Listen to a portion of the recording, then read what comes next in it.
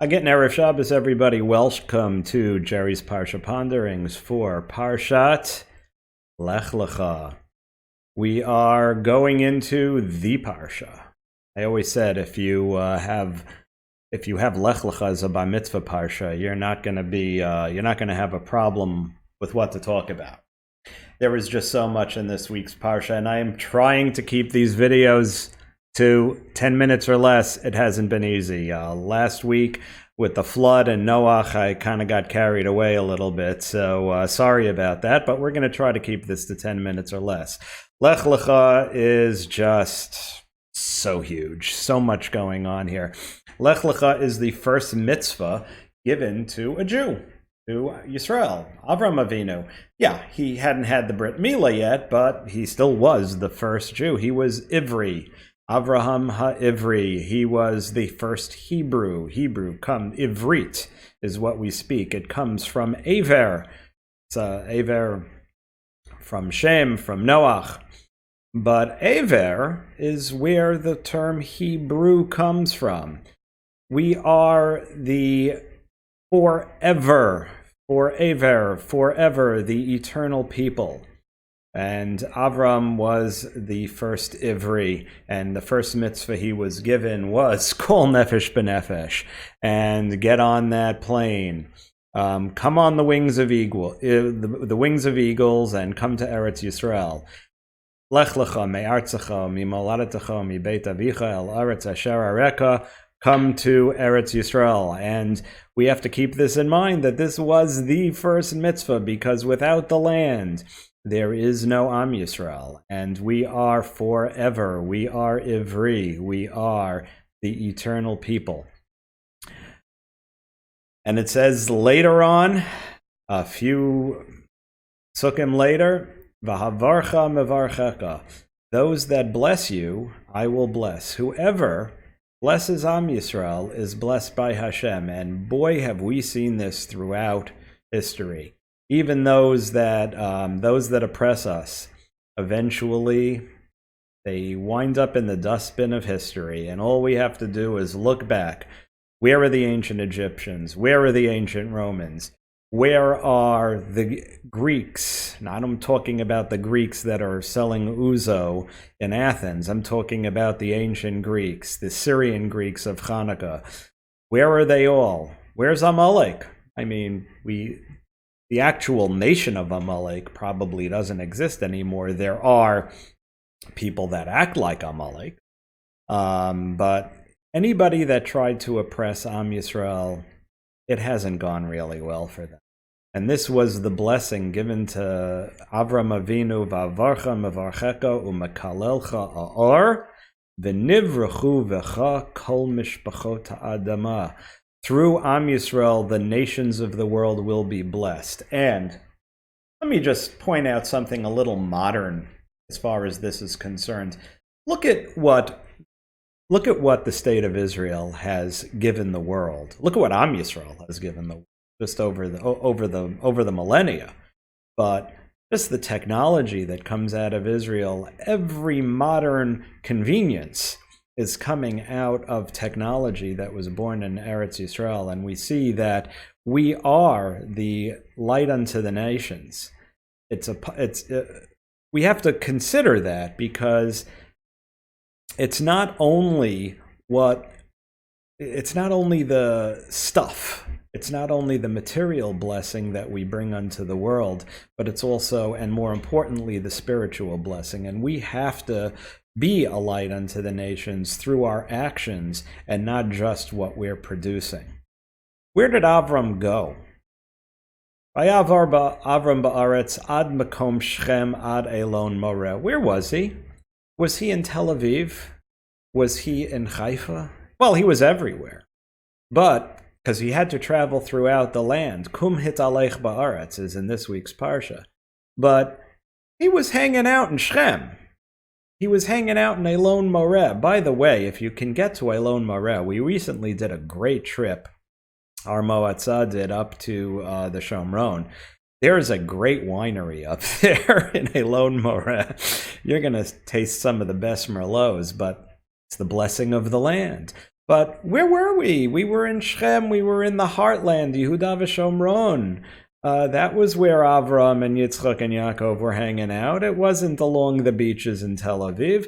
Let's remember where the heartland of Am Yisrael is, where what we have to annex, what we have to make part of Eretz Yisrael. This is where Avram was traveling. Every step taken in Eretz Yisrael is a separate mitzvah.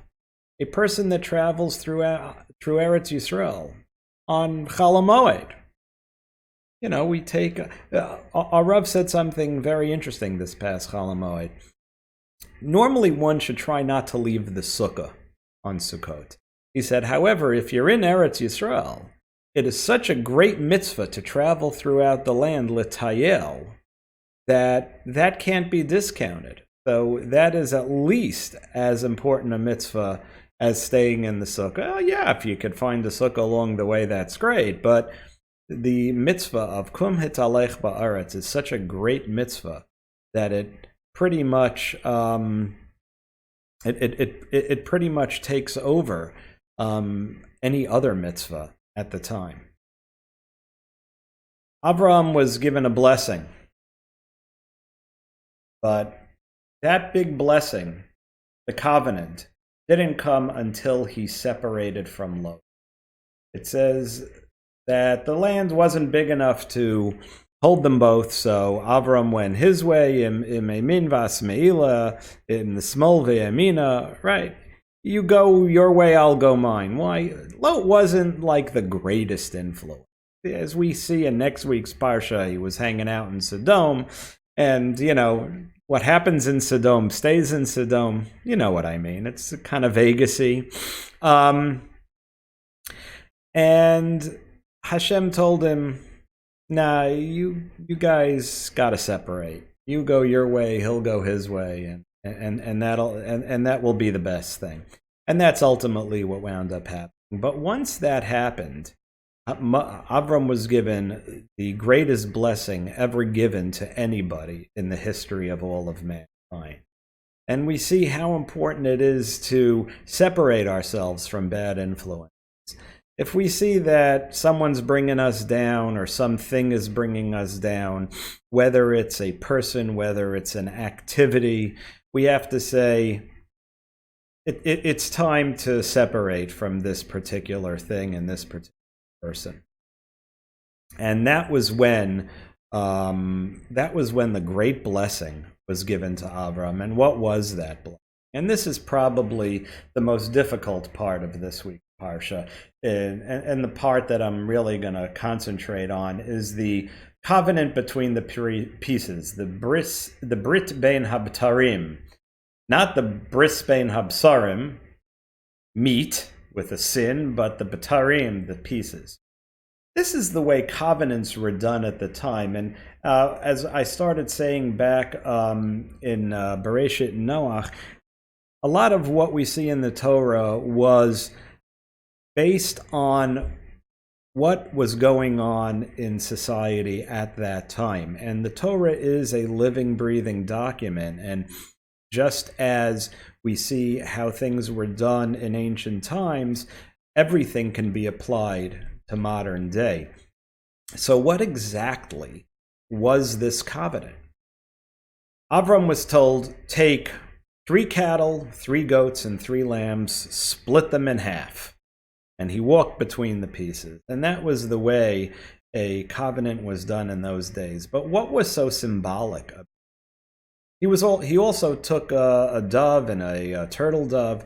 Those were not split. And we'll see in a second why. The Radak and the Ravid bring a couple of different ideas as to what was going on here. The pieces, the different animals were symbolic of different nations that oppressed the Jewish people throughout history. The Greeks, the Romans, Egyptians, whatever. More interesting, the Ravid, I believe it is, that says that they were actually symbolic of Avram, Yitzchak, and Yaakov. The cattle, of course, being symbolic of Avram, as we see in next week's Parsha, he fed his guests an egel, calves, Yitzchak, of course, is the lamb. He was the sacrificial lamb, the ayal, or the ram, rather. Ram. And Yaakov, the goat, he put on the goat skin, was the beged of Esav when he got the brachot. But it's interesting, the doves, the birds were not split, because the dove is symbolic of Am Yisrael, right? And they stayed whole because Am Yisrael will stay whole forever. Remember, forever, from Aver, Hebrew, Aver. We are eternal. We're always one. And the dove is symbolic of peace, because Am Yisrael ultimately brings peace to the world. It is the Torah that we represent that brings peace to the entire world. And we have to remember that also, because the way we behave will determine the effect that we have on the rest of the world. And then what happened? As we see in our little graphic here, vultures came and started attacking the pieces of the cattle and the goats and the lamb. What happened? Avram went and shooed them away. What's going on here?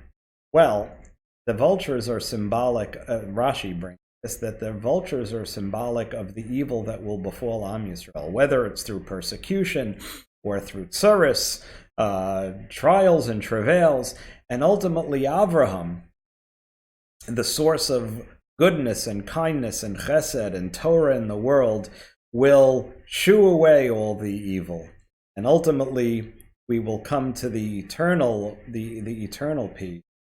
Zman Mashiach, but even nowadays we see that the more that a person focuses on Torah and chesed, the better his life, her life will ultimately be. As Rav Avigdor Miller Zatzal says, for best results, use only as directed. And we have the Torah that is the ultimate rule book, the owner's manual, if you will, on how to live life. And that's what we see when Avram is shooing away the vultures. He's basically ridding the world of evil and of travails and of tsuris, of troubles. The eternal nation, the people of Avraham, will always survive. That is the lesson of the covenant between the pieces, and that's ultimately what that's ultimately the bracha that God gave Avram Avinu.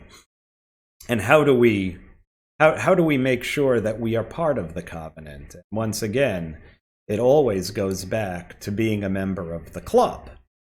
To be a member of the club, the membership card, as I said, is Shabbos. It's the Shabbat. Shabbat hi makor habracha. Ein Yisrael nigalin ela b'zchut haShabbat. We are redeemed through our actions by keeping the Shabbat, by welcoming the Shabbat HaMalkah every Friday night, sitting around, turning off, logging off, signing off, spending time with our families, and most importantly with Hashem. And that is how we remain part of the blessing, of the Brit Bein Abtarim, of the club of Avraham, Yitzchak, and Yaakov. A guten Shabbos, everybody. Have an absolutely wonderful Shabbos. Spend time with your families. Learn Lech Lcha. Wow, I didn't even scratch the surface. I didn't even hit the tip of the iceberg. But delve in, because there's so much to see here. It is such a beautiful Parsha. There's so much to learn. Keep the Shabbos. Enjoy your Shabbos. And I'll see you next week with Parshat Vayera, another good one. So hang in there. Have an absolutely wonderful Shabbos, everyone. A good gesund gebenchte Shabbos, and we will see you be'ezrat Hashem.